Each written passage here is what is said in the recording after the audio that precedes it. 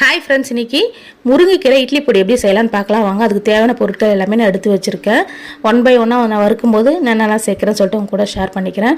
இந்த முருங்கை பொடி வந்து பார்த்தீங்கன்னா சூப்பராக இருக்கும். கண்டிப்பாக ட்ரை பண்ணுங்கள். ஹெல்த்தியும் கூட. நிறைய பேர் ஆன்லைனில் வந்து சேல் பண்ணுறாங்க. நீங்கள் வீட்டிலேயே இதை செஞ்சுக்கலாம். ஃபஸ்ட்டு வந்து ஒரு கடாயை ஹீட் பண்ணிவிட்டு வேர்க்கடலை வறுத்துட்டு அதுக்கப்புறம் வந்து பார்த்தீங்கன்னா உளுந்தும் வறுத்து சேர்த்துக்கிறேன். அதுக்கப்புறம் வந்து பார்த்தீங்கன்னா கடலைப்பருப்பு, அப்புறம் வந்து தனியா, அப்புறம் வந்து பார்த்தீங்கன்னா கருப்பு எள்ளு, இதெல்லாமே வறுத்து எடுத்து தனியாக வச்சுட்டேன். கடாயில் எண்ணெய் சேர்த்துட்டு பெருங்காயம், அதுக்கப்புறம் வந்து தட்டி வச்சுருக்கிற பூண்டு, புளி இது எல்லாமே சேர்த்து நல்லா செவக்க வறுத்துக்குங்க. அதுக்கப்புறம் வந்து பார்த்திங்கன்னா காஞ்ச மிளகா வந்து ஒரு 30-40 ஆட் பண்ணியிருக்கேன். அப்புறம் வந்து பார்த்திங்கன்னா உப்பு, அப்புறம் நம்ம நெல்லே காய வச்சுருக்கிற முருங்கைக்கீரை இலையை வந்து இதில் சேர்த்து சிம்மிலே வச்சு நல்லா வதக்கிங்க. மிளகு சீரகமும் கொஞ்சம் வறுத்து இந்த மாதிரி நான் கையில் நசுக்குனா நுருங்கணும் அந்த அளவுக்கு நான் வந்து வறுத்து ஆற வச்சு மிக்ஸி ஜாரில் அரைச்சிக்கிறேன். நல்லா கோர்ஸ் பவுடராக அரைச்சிக்கேன். இது வந்து பார்த்திங்கன்னா இட்லி பொடி மாதிரி நீங்கள் யூஸ் பண்ணிக்கலாம். சாதத்துக்கு கூட பிசைஞ்சு சாப்பிடலாம். சூப்பராக இருக்கும். ஹெல்த்தியும் கூட. கண்டிப்பாக ட்ரை பண்ணுங்கள்.